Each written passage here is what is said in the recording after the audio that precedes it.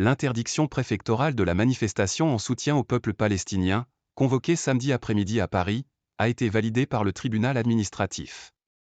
La justice fait entre autres valoir la gravité de risque de trouble à l'ordre public. Le juge des référés a ainsi rejeté les requêtes de 14 associations et particuliers qui contestaient cette décision au nom de la liberté d'expression et de réunion. Une décision rendue dans l'urgence. Le tribunal administratif a validé, samedi 28 octobre, l'interdiction préfectorale de la manifestation en soutien au peuple palestinien, convoquée dès 14h30 à Paris, notamment au regard de la gravité de risque de trouble à l'ordre public.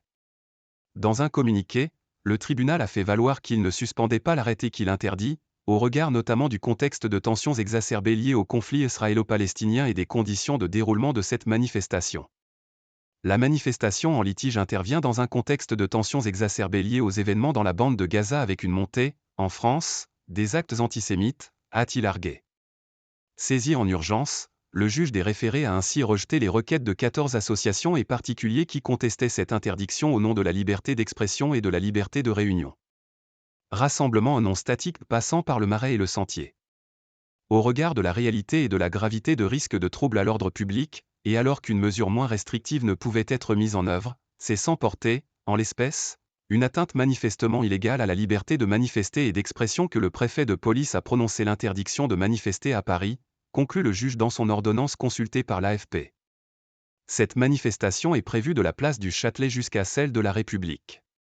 Le rassemblement projeté peut présenter un risque particulier sérieux de violence, à l'encontre d'autres groupes ou des forces de l'ordre et de dégradation de biens, a estimé le juge des référés.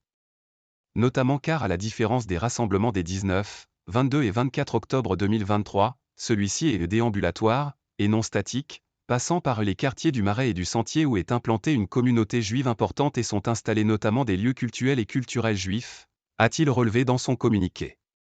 Il considère par ailleurs que la sécurité publique ne pourrait être garantie, les forces de police étant fortement mobilisées en marge de la finale de la Coupe du monde de rugby, drainant des milliers de supporters à Paris et dans sa banlieue, selon l'ordonnance.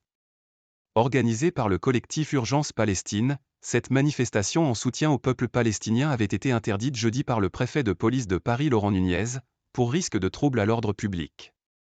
Il s'agit d'une décision révoltante, qui entérine des risques de trouble à l'ordre public que rien n'était au vu du déroulement des précédentes manifestations des 19, 22 et 24 octobre, a réagi auprès de l'AFP, maître Vincent Brengard, l'un des avocats des associations requérantes. Avec AFP.